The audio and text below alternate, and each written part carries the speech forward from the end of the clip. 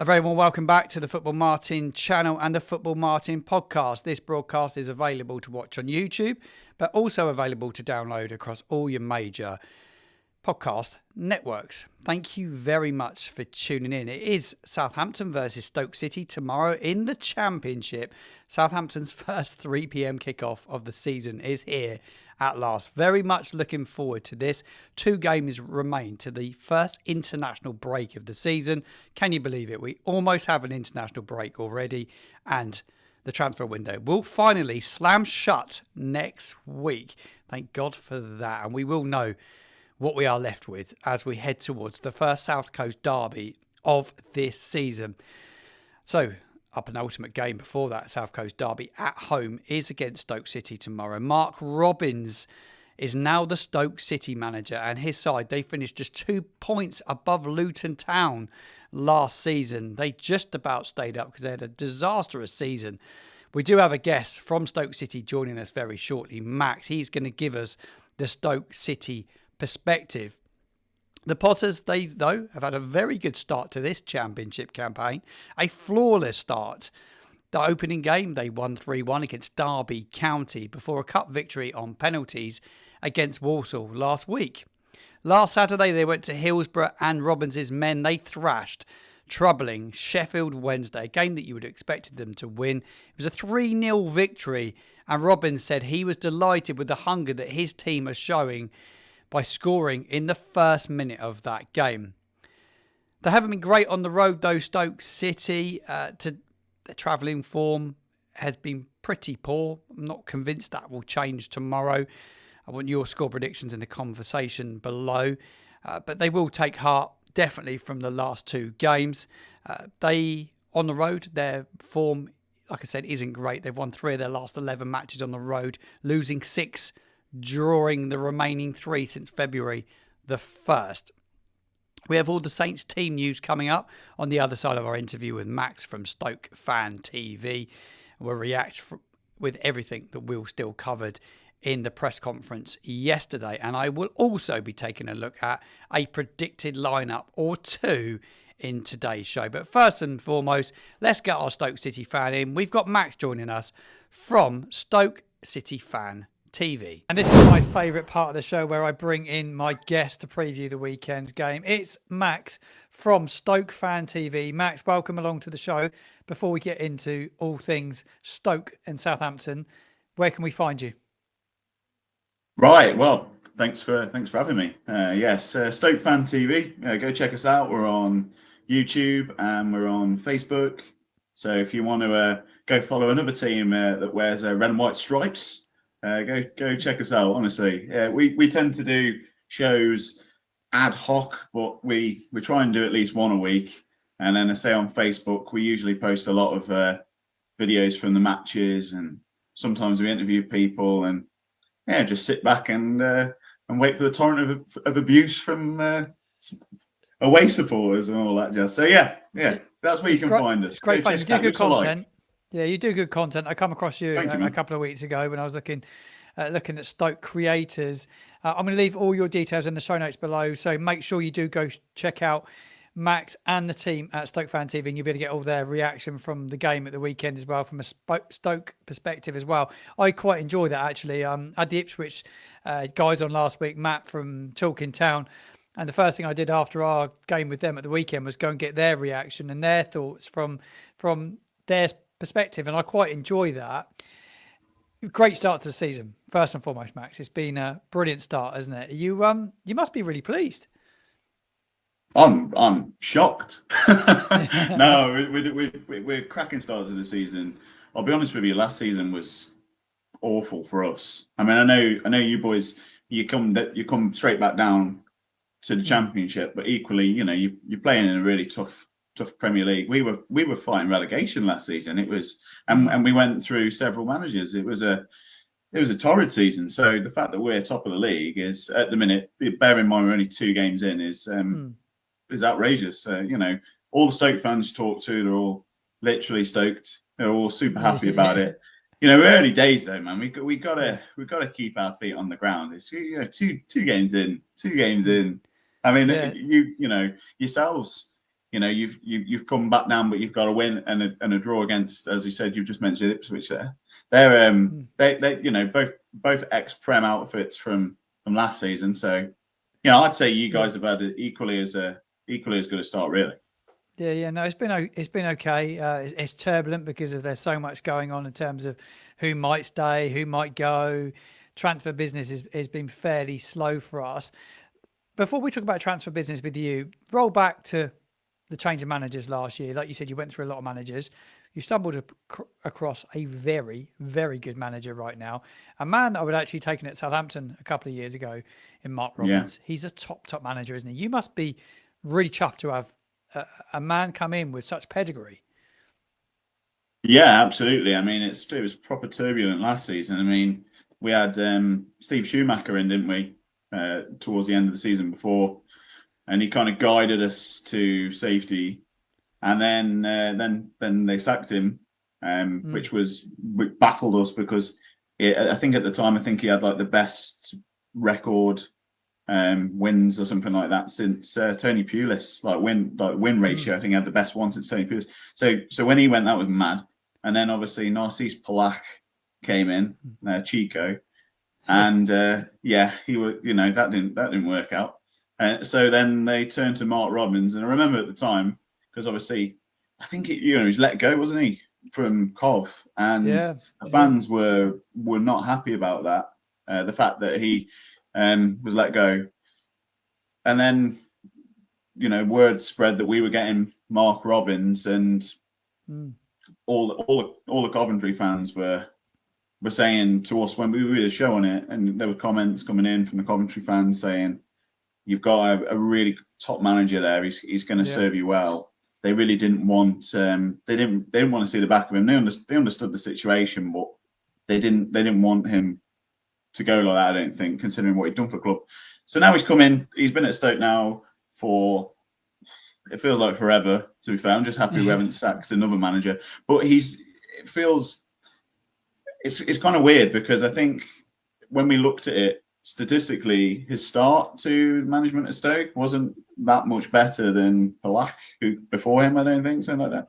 But it's weird. He comes across like comes across stable, and we were just desperate for that again at Stoke. Stoke, it was unfounded. Usually Stoke hold on to managers far too long at times. They don't want to sack them. It happened with Sparky when we went down from the Prem back in the dark ages now. But do you know what I mean? It's like to have him now, Robbins at the helm it's just stability, and I think it's starting to translate a little bit into the play. Yeah, no, definitely. And you look what he did at Coventry. You need to give managers time, don't you? A lot of clubs turn over managers so quickly, but someone like Robbins, if you give him time, he could do something really, really special with Stoke, I feel, because it's a huge football club. That I'm not just saying it because you're on the show, but it's a huge football club. It was well established in the Premier League for a long period of time. Didn't bounce back like I thought it would have done. I thought Stoke were a club that would have bounced back within the first couple of years of relegation. They didn't do that, and you kind of found yourself a bit stuck. But you need that manager with that sparkle, that nous of the division that just knows ways to win games of football. And if he's back with the right players, who knows? Well, it feels like when we came down, talking about getting the right manager or picking the right manager, it just feels like we just didn't. We came down. I think we had Gary Rowett came in, and that was a massive gamble. Didn't pay off. So then we went. Yeah. So we turned to Nathan. No, then we turned to Nathan Jones. Yeah, you had Nathan Jones. Talk about Nathan Jones. What was that period like as a Stoke fan having Nathan Jones? The Saints fans tuning in will love this. Because he was honestly like. Go on, man. Go on. Yeah, he's a nightmare here. Nightmare. He's like. What do you think? What are where's he now? Is it Charlton? He's Charlton, isn't he? He's at Charlton now. He's gotten promoted. What are Charlton fans saying about him? Do you know what I mean? Because he took him up, didn't he, last season? Yeah, he got them up. They score one goal, and he's on the pitch, and I think he just eats too many Skittles before a game. To be quite honest with you, he's off his nuts sometimes. Swear to God. But he came to Stoke, and I think he just wanted to play as Diamond. thing, and it just didn't work. And then he was just trying to get all passionate about it, and we were like, mate, come on. And I'm sure, as I say, I don't know, can't speak for all the Southampton fans, but you probably felt a similar thing to what Stoke did, didn't you? Yeah, it was tough. We had a tough time with him. It was a horrible 4 or 5 months under him. It was just he didn't know how to deal with the media. He struggled with the players. Didn't It was just, we were a Premier League club at the time. It was just a too big a gap for him, too big a step. And in the end, it was a massive reason why we got relegated, because we employed a man off the back of stats at Luton. But we all knew Stoke City fans, and they were telling the stories about him during his time at Stoke and how dislikable he was as a manager, and how his system was terrible, and how it just didn't work.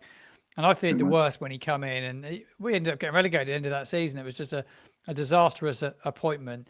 But you move on to Mark Robins, and I've actually, whilst we've been talking, I've had a look at how long that he was at Coventry City, and he was there for over 7 years at the club. He was there for a long time. So this is a sort of manager, if you give him time, I think he could do good things with Coventry City. Do you feel you found yourself a perfect manager at this moment in time? At this moment in time, definitely. It's what we want. We want a manager who just seems stable. It sounds stupid, doesn't it? But no, not at all. The idea of going through managers left, right, and centre to find the next,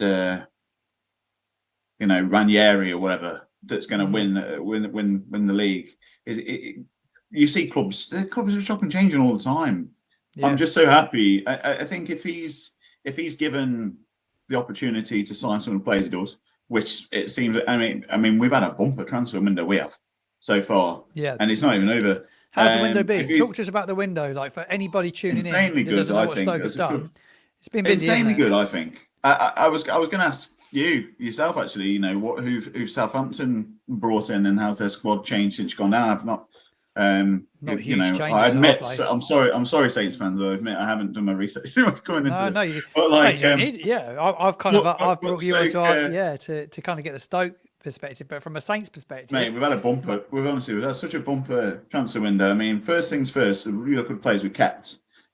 So we've kept Super Victor in goal, who I think arguably is one of the best keepers in the season. There was a lot of talk of Victor Johansson going, wasn't there? What happened? I think, I don't know. I think he's really loved at Stoke City. To be fair, he's been there in one season. We sing songs about him.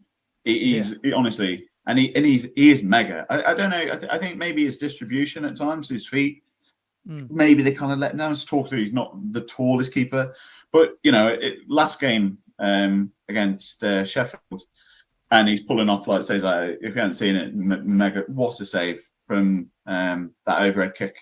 So we kept players like him, which is he's mental. A brilliant goalkeeper. Really good. He's a brilliant keeper. Hugely important. And we've recouped loan signings. We've got Ashley Phillips back. I had an email from a Blades fan asking how what's Ashley Phillips like. I think he's coming to the Blades this season, and it come through to the inbox, and we had the summer off. I'm not going to lie, we were knackered after that last season. And then by the time I picked up the email, he'd come back to Stoke. So there's another massive coup, because he was mega for us last season in the centre half. And we've signed Maxi from Plymouth. They're favoured centre half, and he's huge as well. Another 6'3" centre back. So we'll have hopefully some nice tall centre backs again at Stoke. Remind us of the Shawcross Hoof days. And then we've signed Cresswell from West Ham. Aaron Cresswell. I think he had 30 plus appearances last season for West Ham in the free Prem. Transfer as well, that one, wasn't it? On a free. So that's really good. And then we go forward a bit more.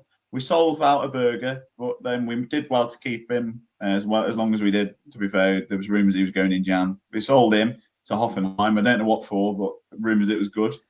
And then we've obviously... They're saying reported €4 million, they're saying, on transfer market, but whether that's who true knows? Or not. These undisclosed fees, they do my head in a way.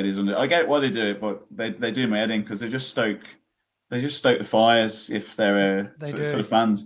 But I think we lost him, and then we also lost Sidibe in the middle, who was if Saints fans remember, Mama Sidibe was his lad, Sol Sidibe, so he's gone as well.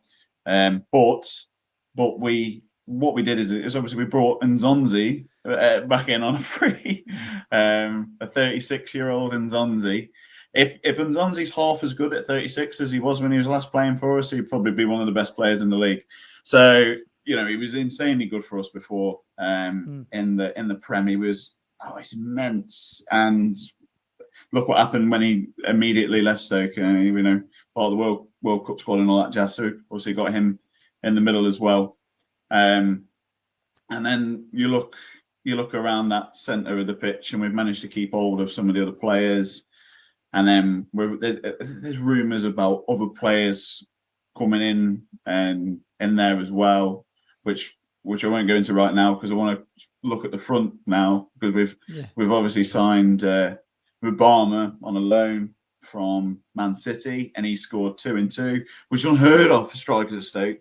Stoke's where strikers go to die, but thankfully he scored 2, and then we've also got Silber on the left, who has just been immense the start of this season, man. There was talk of him playing for Wales and putting on a show and bagging a goal in one of the games, and even up, and everyone's saying, "Oh, we signed him," because he came early on, and we're like, "Oh, okay, might be all right." But man, I don't know, he'd be one to watch in the game at the weekend. He's some player. He's got one of the kind of winger we've gone missing in a way. He's just Which side does he play off? Does he play off the left or the right? Usually plays off the left, but recent games I'm switching him over to the right, and switching about the other lads as well and making substitutions. So that's he's one to watch. Million Manhoff. He's if I pronounce it correctly, he scored twice at the weekend. Tell me about him. Well, Million Manhoff, obviously, he was a player that we managed to keep hold of again. No one came in for him, I don't think. He's an out winger. Usually, he's got a wonderful left foot at times, but he is quite predictable. That's the only thing I'd say about Million Manhoff. He's going to cut and shoot on his left, but he can. He's good. He's a good tricky winger. So we got him on one side, and then we'll have Thomas on the left, Sorba on the left, and then we've got Mabama up front. They'll probably be the front 3 that Stoke fans will be anticipating are going to play, and they're certainly worth keeping an eye on, those front 3. Yeah. Looking at your lineup at the weekend, do you think he'll make many changes from the team that started out in the first 2? It was a good victory at opening day, Derby County, a win at home, 3-1 victory. You follow that up, you go to Sheffield Wednesday. I think you probably expected to get a result there, but you still went there and got the result, scoring goals. For you, the team remain unchanged. How are you set up? I can't imagine he's going to change it around too much, to be honest with you. We've been playing 4-2-3-1, which, let's be fair, how many teams in Championship in England play 4-2-3-1 now? Majority, isn't it? With that double pivot, I think that he will keep a very similar team. I can't see him changing it around too much. I foresee Johansson in goal, and I foresee Wilmot and Llewell probably again at centre halves. Though I don't know if Saints fans probably never heard of Bosun Llewell, but he came to us last season and he spent a lot of it injured to start with, and everyone was saying, "Is this Bosun Llewell is going to be good?" He's come into this season, and I think he'll be memorable from the game. He's a beast. He's massive, and he's really good at just driving play forward. So I think they might shove him in centre. I think they'll play Cresswell at left back and Junior Chamadou at right back, and then moving up the pitch, centre of midfield, they'll probably play Lewis Baker, who's Mr. Reliable. I think they might play Seko, or they might play Pearson if he's fit. And then in front of that, they probably play Beijing Ho and Sorba Thomas on the left, Million Manif on the right, and Mibama up front. I think that would be what I think they That's will your play. predicted lineup. That's my predicted lineup, but who knows? Might do a few changes. Again, for me, if Ash Phillips is fit, he should start centre half. Yeah. And then they could push. Top player, Because, he is. But Bosun Lowell, last season, his first appearance was centre attacking mid. And then this season, his 2 appearances have been a centre half. So, this is a lad who can play all over the pitch. I'd like to see him move forward a bit. So if he can play in the centre of the pitch as a more of a box-to-box player, that'd be good. But that's what I mean. That's what I consider to be that's the. how you see it's gonna. How do you boys set up? Well, he's been playing a 5 at the backs. He's been playing 3 centre backs with wing backs, which is surprising. So he's been playing like 5. Yeah, so he's playing all the way across the back with wing backs. Yeah, play wing backs. There's 3 centre backs with the 3 centre backs, 2 wing backs, and then he sort of plays two in midfield, usually Downs and Charles. Then he likes to play a 10, and then he play a striker, and he play 2. He play one either side, or they kind of float behind him. But he hasn't really had an out-and-out target man to play. He likes to play a bit more with a target man. Adam Armstrong played for the middle at the weekend. Did struggle a little bit because he's not a number 9. Damien Downs has come in from Germany. He's an American international. Not really got going. Ross Stewart, you see him training. He starts to get fit. Then he either breaks down with an injury or gets ill. He was ill last weekend, so he missed out. So we're a little bit, we're just hoping that those 2 will be available to give him a few more options in certainly in a number 9 position. And out wide, he doesn't really have any wingers at the moment. But we're lightweight on wingers. Tyler Dibling's still at the football club at the moment. He's involved at the weekend as it stands, as is Mateus Fernandez. That could change. He's had his press conference today. So at the time of recording, he has had his press conference, and he's confirmed that both of those will be involved if they're still at the football club. But the window open, they're expecting more offers for both our key men, really. He expects players to leave before the weekend as well. So there's a group of players that are not really featuring in matchday squads. Joe Rebo, Samadozi, they're not featuring in matchday squads. Charlie Taylor's not really featured. So you could see those 3, but definitely 2 of those departing potentially before the weekend. But they wouldn't have been involved anyway. We got a bloated squad, so he's got to thinning it down to the 18. So it is quite difficult for Steele at this moment in time. Our second home game back at home, there's a bit of anticipation still because of the window being open. And I look at it from a Saints fan's perspective, and I see it as potential real banana skin. The last meeting between us down at St Mary's was our final home game of the season that we got promoted back to the Premier League, and you beat us on the day. And we were very lacklustre, but Stoke were very workmanlike on the day and got the job done. I do fear playing them at the moment, I'll be honest. We had momentum there as well when we played you. We definitely had momentum at that time. I mean, you guys were a different outfit this time. 100% you were a different outfit. I know you were going up. You were going up when we played you last time. But I think any team that comes down from the Prem, you can't just be like, oh, we're doing well with 1, 2 out of 2. Any team that's come down from the Prem is still a Prem team. Start with. I don't know. I haven't seen your full squad. I haven't seen which players you've lost, who you've brought in. Not loads at this moment in time. There's not loads out the door. Ramsdale's gone, the goalkeeper. Just Jan Bednarek, centre back, but not a massive miss. Walker Peters' contract run out. He's gone. There's not loads of big misses. Silamano left, Unuachu. So it's not like we've lost like players that would have been regulars this season anyway. So I think the squad's strong.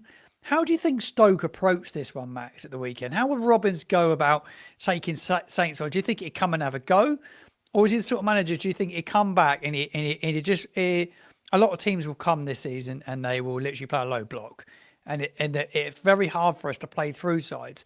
How do you think it go for Southampton this weekend? I suppose it depends how you set up, really, doesn't it? If you play a 3-5-1-2, is that what you play? Yeah. Yeah. So no, it wouldn't be 3-5-1-2. That'd be far too many players on the pitch. He play 3 centre backs, a wing back each side, and then he play a focal point, 2 midfielders, and then he likes to have somebody in behind the striker That's what he does. So Right, last, I see what you yeah, mean because you were saying yeah, before about the number 10. yeah, That's where I was yeah. So getting a he bit likes to confused. play that. Yeah, he plays in number 10. So he likes to. It's going to be an interesting one because if you play with wing backs, then there's emphasis on those lads exploiting the space behind our fullbacks, isn't there? Really. But then Yeah. there's also the emphasis going the other way. They're going to have to be tracking back a fair bit with our wingers at the minute. And then the way they're playing that front three, they're going to have to be on them. Like they really are. Because I think Do you that think your two wingers could cause Saints big problems at the weekend? I think that's where a lot of I think that front three, the last two games, has been a Yeah. problem for the teams. You know, Jack when you Clark look at give our left back all sorts of problems the weekend at Portman Road. He was really good. where Jack Clark. we've I think you play away from home, don't you? Usually, and you are a little bit more maybe more tentative than you are when you're playing at home. I think that I think they'll approach it in a similar way they have done the past couple of games. They're not being super direct. Their build up play is good. Yeah. He mixed They're it up at moving the ball Coventry, didn't he? A quickly, lot. but it's the intensity. It's the intensity that's really changed so far this season for Stoke. The fitness seemed up.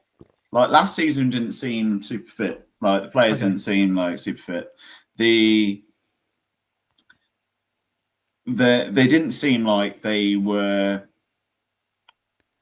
putting in necessarily that pressure intensity all the way through the game. We Yeah. saw it in glimpses to start with, but usually the first 4 or 5 games of the season, you look at players' fitness anyway, and it's never it's not awful like it is in the middle of the Yeah. season, is it? But we look like we could run and run and run and run. Now, what's interesting about that for me as a Stoke fan is I listen back to some of the interviews that players when they talk about Pulis from back in the day when we were in the Yeah. Prem, and he's saying and they're saying stuff like he had us just running and running and running and running and running, and they were and he was saying to the players, you won't be the best team in the league, but you'd be one of the fittest. You're outrun You'll just everyone. keep on running and running and running and running and running, and you know when anyone who's played football knows how important fitness is. It's just mental because if you want to keep obviously a high level throughout the whole of the game, if that fitness ain't there, then your high level is gonna peter off. And this is why we haven't seen Zonzi yet. So I don't think you're seeing Zonzi at the weekend either because apparently he's not match fit yet, even though he played last season. So there's obviously a level there now at Stoke that they want you to hit before you play. That's how I think. I mean, but what do you expect Saints to do? You're going to come out. You play this formation with the 5 at the back.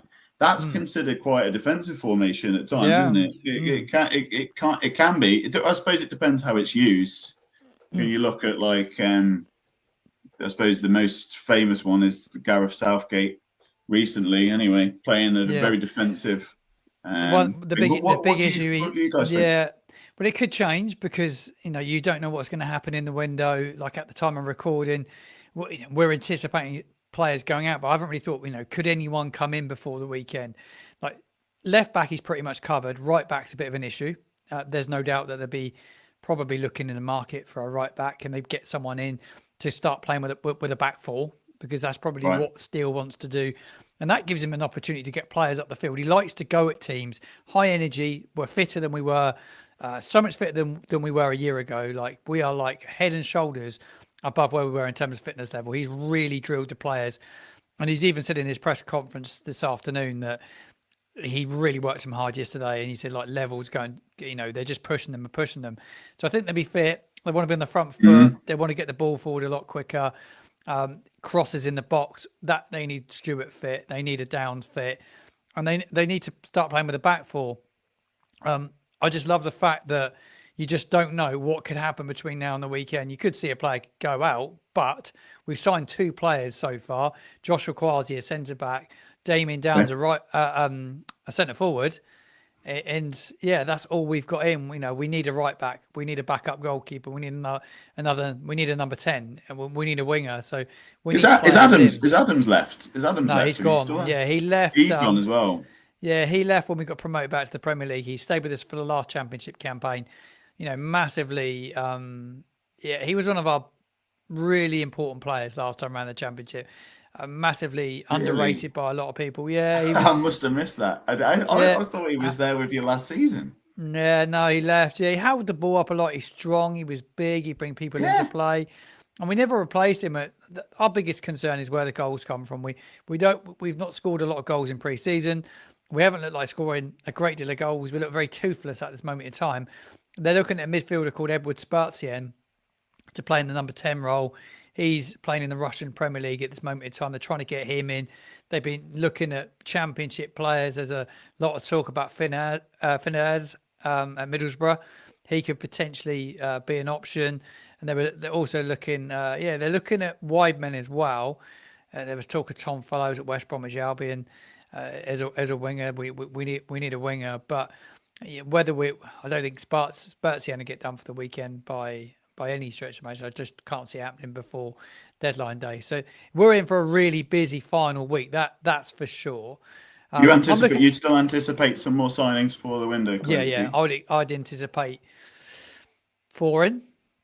Really? I think 4 in, but probably 5 out, 5 or 6 out, maybe more out. They could, we got potential to probably lose 6 players now. And they need to. Squad's massive. Squad's huge. So right. A lot of players that we don't want there anymore.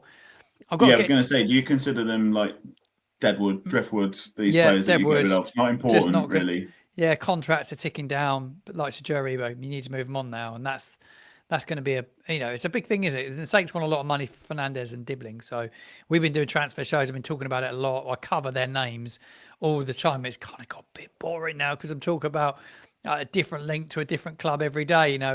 Everton are very keen on Dibbling. Whether he plays I don't think he starts Dibbling at the weekend. Fernandez probably will, but Dibbling I don't think will start.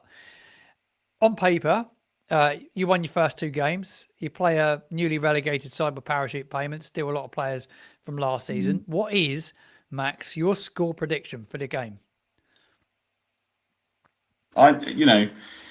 It's our toughest game, definitely. Definitely our toughest game so far.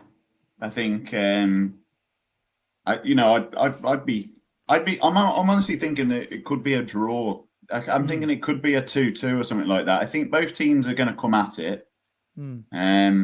I think both teams are going to be confident following their opening results. Obviously, we've been scoring, which is nice, but you just don't.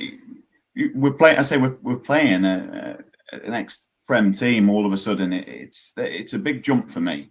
I'm no disrespect to teams we've played so far, but we look solid against. We battered Derby. Derby. They had one breakaway goal, and it was a good goal. I was surprised at Derby. I thought they were going to do well this year, Derby. I didn't mean like my playoff contention, but they won't be anywhere near it by the looks of it. I think that they're. I don't know. I mean, let's be fair though. First 10 games of the season, I always think first 10 games of the season can be a little bit of a lottery. You get team. I mean, look at Sheffield United. They're, bottom 2. You would have put them in the bottom 2 early on in the season. I think that you after your first 10 games of the season, you just don't know. I mean, maybe after 10 games, we can start saying if Stoke and Saints are both up there in the top 6, we can say, we're both heading in the right direction. It's going to be tasty. It's going to be a team in red and white up there. Would be nice, wouldn't it? And that's a great, talking about red and white stripes, the shirt you've got on reminds me of a Saints shirt that we had by Adidas. They made some great kits, Adidas. That's a great Stoke kit, by the way, that one. This is the only reason I got this one, because it's the only one I've got with the Prem badge on. But it's it's mega. It's nice quality, because everything's sewn in. You know what I mean? It's stitched in. It's nice. I don't know what the Saints tops are like now. We've got Mac on. It's all printed, and just after a while, it comes off in the wash. Yeah, and you're just great. It's nowhere near as good as it was, is it? Nowhere near as good. And this is lovely. This stuff, with the stripes and everything. It's a proper kit. I don't think and this was the 150 years one as well. So it was 2013, I think. This was it's a great something like that. Anyway, Yeah, quality, man. Max, it's been so good talking to you. Though. I've been really lucky to have such a passionate fan on.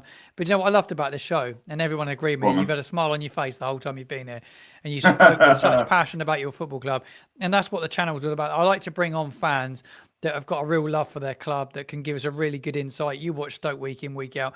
You know them better than anyone, and we're so lucky and so privileged to have your time today. So first and foremost, Well, really appreciate that. honestly, really enjoyed it. Really enjoyed it, It's been man. great, isn't it? Honestly, I want to ask you one thing coming before on you and go, though, not Max. hosting's nice, you know. Coming Yeah, on and not being asked questions and not doing it the yeah. other way around. If you tune in, Saints fans, you can watch Stoke Mm. Fan TV every now and then. It's usually me trying to bring in people Yeah. and I do give You, a bit of an opinion as well, but not you, like tonight. you are the host, aren't you, of your show? Yeah. I want to ask you, where do you think Stoke finished this season before you go?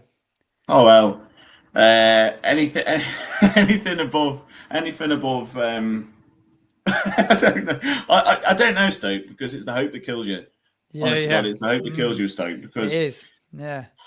uh, it's like last 2 seasons we've been down the bottom. We've Mm. been fighting relegation. Our first ever show on Stoke Fan TV was, "Are Stoke going to get relegated this year?" or Yeah. something like that. Mm. That was the first one we did, and then I think towards the end of last season it was, "Are Stoke going to avoid relegation this year as well?" So for Yeah. me, centre of the table, if we can get centre of the table, mid ground, and Mm. pushing maybe towards the playoffs, I am super happy with that. Honestly, Yeah. Mm. and going forward, then we might lose players. Obviously, we might lose some of the best players. They might vamoosh off to wherever they're going. But equally, at the same time, that's progression. We want to see progression at Stoke, and we've got a new head of recruitment came in. I can Mm. never remember his name. We've spoken about him. I can't remember. He came from a club. I can't remember where he come from either. But he's making a difference already. We're started signing younger players for the academy. We're starting looking like we're going to build to either play these players in the first team in a couple of years' time or sell for decent money. And I think that the model of that is so important for Stoke. Where do you think Saints are going to finish this season? Well, I did my early season predictions a little while ago, maybe 2 weeks ago before the season started. I put us in the top two. I put us to win it, which I'm just going with my heart because I love my club and I bleed red and white like you would do for your club, and I love Yeah. Southampton so much. And yeah, look, I think with parachute payments, I think the minimum is playoffs. Expectation for me is to be in the top two. Maybe that's, I don't want to come across as arrogant, but I think with the manager we've got, I think we've got a brilliant manager in Will Steele. I really, really like him. More I listened to him, I listened to his press conference a couple of hours ago, and I thought he was absolutely brilliant again today. So honest, so refreshing. He's young. He's got the players on side. They're going to play a good style of football. And I think if it clicks and they back him, the owners, and get him the players he requires, I think they have a really good shot at it. So it's all about backing the manager. So yeah, I'm really, really excited for the season. It's good to be in the Championship. No VAR, some terrible referees, but we get to play great clubs like Stoke City. Stoke on a Tuesday night, as they always say. I don't know if we have got Stoke away on the Tuesday night this time round, but they always say, you sign a player, you sign a foreign player. How's he going to get on at Stoke on a Tuesday night? Yeah, cold wet night at Stoke. Yeah. Hey, we've filled into the corners now. So Have in you? fact, yeah. So it's not It's quite always as cold in that blustery. stadium, isn't it? Not as blustery. It's not as blustery as it used to be. It's not as blustery as it used to be.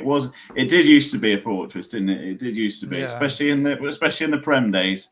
And Yeah. people didn't like come play at Stoke, did they? Windy days and goalkeepers scoring goals. Yeah, Begovic scoring from his own half. I think that was that Yeah. when it Yeah, bounced it over his was. head. Yeah, it was. Yeah, well, do you know what? Top two for Saints. As long Mm. as Stoke are in there as well, and we've got two teams in red and white at the top of the Yeah, table, that'd be nice, wouldn't it? it would be. Max, Maybe we can just agree to draw be our amazing. games. Yeah, yeah, mate. I hope Stoke have a good season. I've loved having you on. I said a minute ago, Mate, any time it's you have been to fun. come join us. You have to I come join will. us on Stoke Fan TV. We'll get Yeah, Martin on Saints fans. We'll get Martin on Stoke Fan TV, and we'll grill him. And you yeah. can all tune in and watch us grill Martin about what happened when Stoke beat Southampton 3-1. Yeah. What happened, man? It's been an absolute pleasure. Right, to all my viewers, to everyone tuning in, if you want some inside chat on Stoke, you want the reaction from the weekend's game as well, go follow this man, Max, and Stoke Fan TV. All the details are in the show notes below. Max, it's been an absolute pleasure. A massive shout out to Max coming on from Stoke Fan TV. I thought that was a really, really good feature. And it's so good to talk to different creators from different clubs to get their insight, because I cannot sit here and give you everything you need to know about Stoke City, but at least we have an idea now of how they're going to set up tomorrow. And I do think it makes for an interesting lineup. I'm going to do my predicted lineup here on the channel very, very shortly. But let's cover a little bit of the team news. And there's some good news, actually, because Damien Downs, he's been past fit to face Stoke tomorrow. He's recovered from illness. And the other bit of good news is Ross Stewart, he is now back in contention as well. He's recovered from illness. They both had a stomach bug. He was going to play last week against Northampton Town and pulled out very, very late in that because he was unwell. But he is fit, and very, very good news is also he picked up an injury and limped off last weekend was Ryan Fraser, who is without doubt our best player this season so far. He is fit and available as well. Really good news about Ryan Fraser. And I do want to come on to Ryan Fraser because he has been in some great form for Southampton. He's been really versatile. He's played, I think he said the other day in the interview with Adam Blackmore, that he played in 7 different positions this season already. And that is very, very admirable that he has done so. And I just think it shows the sort of human being that Ryan Fraser is. And you know what, I thought I'd have a quick look at some of his stats from the first 2 games. So here they are on your screen. Ryan Fraser's played both games, started both games. He's played 173 minutes of football. He got that 1 assist, which was last weekend for Jay Robinson's header at Portman Road. Successful passes, very, very strong, 71. He's got a pass accuracy of 84%. He doesn't give the ball away a great deal at all. Chances created 3, crosses 3. He's won 50% of his duels as well. And he's picked up 2 fouls. He's been in very good form. The one stat that I really wanted to see is how many kilometres he had covered on the pitch. They don't give you that, whether you can pick that stat up somewhere. I'd love to know what his comparison is compared to other players in the squad. And if the club do give me the opportunity to sit down and speak to Ryan or anyone within inside the club, I think it would definitely be an interesting one. Whether they would answer that question or not, I don't know. But the players that run the most, he has definitely got to be that one at this moment in time. That's Ryan Fraser's stats there for you. Right. I'm going to have a look at some predicted lineups for tomorrow's game, and I've got them right this week. We have 11 players on the pitch and not 12 like last week. I added 12 players. I was feeling rough last week. I was really under the weather. I had a bowel infection for 4 or 5 days and was pretty rough. Anyway, we've got it correct this week, but I've got 2 predicted lineups I want to go with, and it depends on the system that I think that the manager will go with. Obviously, since I put this lineup together, we've made a signing because we now have a right back in the door. I'm not convinced Mads will start tomorrow because obviously I think Steele will want to try and bed him in before throwing him in the starting 11.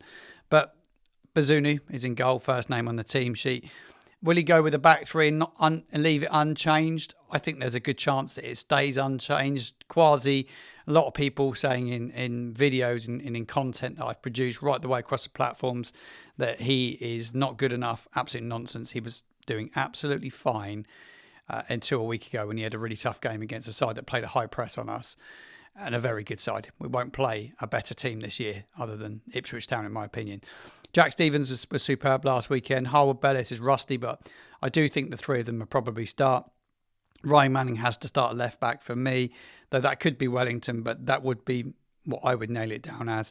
Ryan Fraser is right wing back. Charles and Downs in central midfield. I think Charles has been playing very, very well. I think Robinson and Mateus Fernandes will float in behind, and I believe he will play a target man tomorrow, and he will go with Ross Stewart up front. That's exactly how I would take it. I think Ross Stewart, with that little bit of extra experience over Damien Downs, and to use Downs from the bench. I don't see Cameron Archer starting in this one. I just don't think he's really got going yet, though he was really good in pre-season. I do think he will go tomorrow, Will Steele, with a target man.